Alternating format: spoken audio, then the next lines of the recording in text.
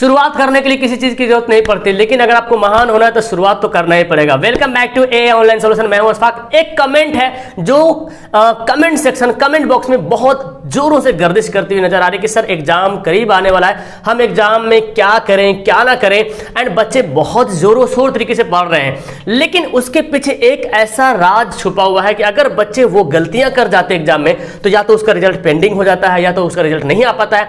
फिर लास्ट में बोलते हैं सर मैंने पूरा अच्छी तरीके से मैंने कॉपी लिख रखा है, मैंने पूरा अच्छे तरीके से बनाया कॉपी, हर एक क्वेश्चन को मैंने अटेम्प्ट किया, लेकिन सर ऐसा क्यों हुआ, मेरा रिजल्ट पेंडिंग क्यों चला गया, मेरा रिजल्ट क्यों नहीं आया, मेरा मार्किंग क्यों कम हो गया।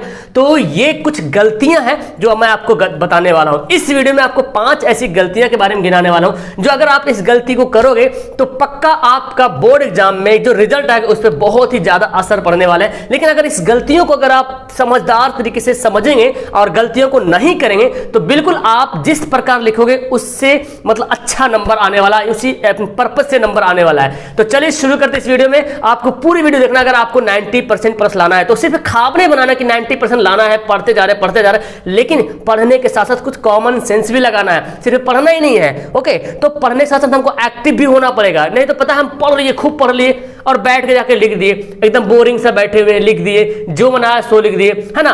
तो आपको एक्टिव भी होना पड़ेगा। ओके, अगर आप एक्टिव नहीं हो पाओगे तो ये दुनिया में तो जानते हैं दुनिया कैसी चीज है, आप जब तक एक्टिव नहीं होगे दुनिया आपको दबा देगी, इसलिए हमको खड़ा होना पड़ेगा। तो चलिए शुरू करते हैं। 5 गलतियों गिनाते हैं कौन कौन गलतियां आपको एग्जाम में नहीं करनी चाहिए। सबसे पहले ये जानिए कि आप एग्जाम में कभी भी रेड पेन या ग्रीन पेन यूज नहीं करेंगे। एग्जाम हॉल में जो क्वेश्चन लिखेंगे ब्लैक या ब्लू कलम से लिखेंगे। तो बच्चे बहुत सारा सवाल करते हैं सर ब्लैक पेन से लिखिए कि ब्लू कलम से लिखिए।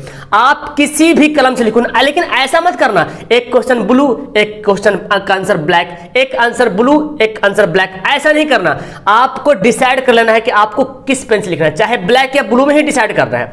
तो पूरा आंसर को हम ब्लू में ही लिख दें या पूरा आंसर को हम ब्लैक में लिख दें। हाँ, जो हम जैसे अगर मानते हैं एक बंदा ने डिसाइड कर लिया कि हमको पूरा आंसर ब्लैक में लिखना है, ठीक है ना, डिसाइड कर लिया पूरा आंसर ब्लैक में लिखना है, तो अब ब्लू का क्या यूज पड़ा वहां पे, तो ब्लू का यूज कर सकते हैं आप या हेडलाइन बनाने के लिए, हेडिंग डालने के लिए, है ना, क्वेश्चन आंसर थोड़ा सा उसको फोकस करने के लिए, दिखाने के लिए, ताकि एग्जामिनर हो वो देख पाए कि यार इसका क्वेश्चन नंबर इतना है, इतना क्वेश्चन नंबर है। तो आप यहाँ पे दूसरा पेन यूज कर सकते हो, वरना आप एक ही कलम से यूज करो, चाहे पूरा ब्लैक ही से भरो चाहे पूरा रेड से भरो, ब्लू से भरो, ब्लैक या ब्लू। रेड तो कतई यूज नहीं करना है, रेड और ग्रीन यूज करोगे तो आपका यूं हो जाएगा अंडा।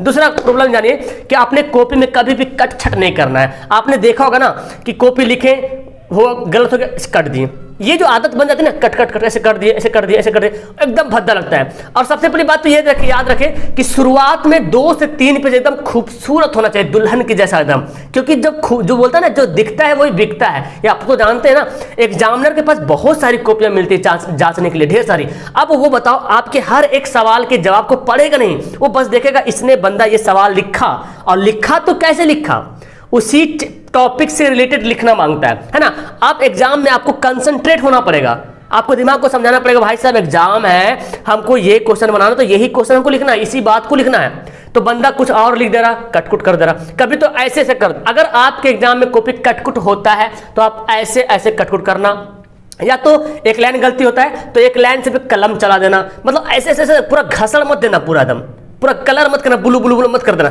एक लाइन लिखे गलती हो तो सिर्फ एक बीच से एक लाइन चला देंगे, है ना। लेकिन कोशिश ये करो कि शुरुआत के 2 से 3 पेज एकदम खूबसूरत तरीके से लिखो, है ना, तब जाके आपको नंबर बहुत अच्छे तरीके से मिलेगा। जो कॉपी चेक करेगा उसका इंप्रेशन बहुत हाई रहेगा। तीसरी गलती जो बंदा करते हैं वो क्या करते हैं, जो आप जब क्लास में जाते हो ना तो आपके पास अटेंडेंस बनता है, अटेंडेंस बनाना बच्चे भूल जाते हैं। अक्सर बच्चे, बहुत सारे बच्चे जिसका रिजल्ट पेंडिंग चल जाता है ना, वो कहीं ना कहीं अटेंडेंस बनाने भूल जाते हैं। दूसरी बात, अगर अटेंडेंस बना भी लेते हैं तो आपके जो कॉपी मिलता है, आपका जो कॉपी मिलता है और जो क्वेश्चन मिलता है, उन दोनों क्वेश्चन नंबर और कॉपी नंबर को डालना पड़ता है अटेंडेंस वाला सीट में। समझ आ रही मेरी बात। आपको जो अटेंडेंस सीट मिलेगा, जो टीचर आपको करवाने आएंगे, तो पहले तो आपको ये ध्यान रखना कि हमको अटेंडेंस बनाना भाई। हालांकि टीचर पूछता है भाई किसका अटेंडेंस नहीं बना, मुझे बताओ किसका नहीं बना, तो आपको खुद से एकदम एक्टिव रहना, सर मुझे ऐसा नहीं कि हम बस लिख रहे धुन की पड़े हुए हैं, टीचर बोल रहा कुछ टेंशन नहीं ले रहा, लिख रहे। आप गए हो काम से, है ना, गई भैंस पानी में, तो आपको करना क्या है, आपको एक्टिव रहना है कि अटेंडेंस बनाना है। अटेंडेंस बनाने में ध्यान रखना है कि आपको अपना ही कॉलम फिल करना है, दूसरे कॉलम नहीं भर देना है। अपना कॉलम कॉपी नंबर एकदम ध्यान से भरेंगे, एक डिजिट चेंज हुआ दूसरा का कॉपी चला जाएगा तो भाई साहब गड़बड़ हो जाएगा, है ना। और कॉपी नंबर, क्वेश्चन नंबर एकदम ध्यान से, क्वेश्चन को सेट जो होता है वो भी ध्यान से भरेंगे, कौन सा सेट होता है, ठीक है ना। तो जब ये करोगे ना तब आपका जो रिजल्ट चेकिंग होगा ना वहां पे कोई किसी प्रकार की गड़बड़ी नहीं होता। किसी का रिजल्ट पेंडिंग होता है इसी के कारण, अक्सर यही कारण होता है रिजल्ट पेंडिंग होने का, क्योंकि उस कॉपी नंबर गलती लिख दिया होगा या कुछ और कर दिया होगा, कोड गलती लिख दिया होगा, तो इसकी वजह से जो है पेंडिंग हो जाता है। तो आप लोग कभी भी ऐसा मिस्टेक नहीं करेंगे, अटेंडेंस हर हाल में बनाएंगे और बनाने का ये ख्याल रखेंगे कॉपी नंबर साइज लेके। सिग्नेचर करने का ऑप्शन आता है तो सिग्नेचर भी करना आपको, बहुत से बंदे सिग्नेचर कर देते हैं, है ना, कहीं और जा करते हैं, नहीं करते हैं। तो ये सब ख्याल रखना है, ये गलती नहीं करना है, छोड़ना नहीं, मिस्टेक नहीं करना है। चौथी गलती यहाँ पे है कि कोई भी क्वेश्चन आपको छोड़ना नहीं है। एग्जाम में बच्चा क्या करता है, सर ये क्वेश्चन तो मुझे आ नहीं रहा तो क्या करें, आपको सवाल को बना देना है। अब बोले सर कैसे बनाएंगे, मुझे तो आते नहीं है ये सवाल का जवाब, तो आप चलो छोड़ो, उस सवाल से उस सवाल में से कुछ ऐसा टॉपिक होगा जिसके बारे में आप जानते होंगे। जैसे अगर विद्युत धारा के बारे में दे दिया जाए या मोटर के बारे में दे दिया जाए, आपको नहीं पता है तो मोटर के बारे में कुछ ऑब्जेक्टिव तो जरूर पढ़े होंगे ना, कि मोटर क्या करता है, मोटर का क्या काम है ना, मोटर के क्या करते हैं, विद्युत धारा से यांत्रिक ऊर्जा में परिवर्तन करता है, तो ये सब कुछ बातें जानते हैं। यानी कि आपको सवाल को छोड़ना नहीं है, हर एक सवाल को अटेम्प्ट करना, लेकिन ध्यान से दिया रहता है इनमें से किसी 5 सवाल का जवाब दे। तो अगर 10 सवाल है और लिखा रहेगा 5 ही सवाल का जवाब दे, तो आपको 10 का आंसर नहीं देना, 5 का ही आंसर देना, लेकिन देना है हर हाल में।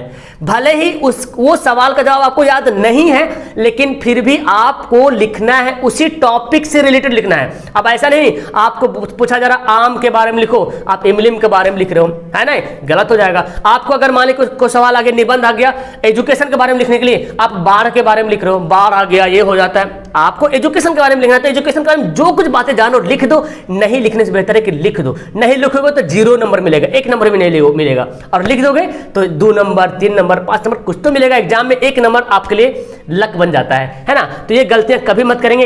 हर हाल में क्वेश्चन को छोड़ना नहीं है, जितना क्राइटेरिया दिया हुआ है उसको फुलफिल करना है, क्वेश्चन को हर हाल में बनाना है। ओके, और 5वीं गलती क्या है कि बहुत से बच्चे से करते हैं ना अपना बहुत सारे, आप देखेंगे जब रिजल्ट आता है तो देखिए बहुत सारे वीडियो वायरल होती है कि बच्चे ने लिख दिया, शायरी लिख दिया, गाना लिख दिया, 500 का नोट डाल दिया, बहाना लिख दिया, कसम दे दिया, सर अगर आप मेरा नंबर नहीं दीजिएगा तो आपकी बेटी की शादी नहीं हो पाएगी, आपकी वाइफ की ऐसे काम हो जाएगा। ये सब मतलब कसम, आपको कतई ये सब काम नहीं करना है। ना तो उसमें नोट डालना है कि सर, बहुत सारे ऐसे बोलता है कि सर 500 रुपये रख लीजिए, सर मेरी शादी होने वाली नहीं तो मेरा रिश्ता टूट जाएगा, शादी नहीं हो पाएगा।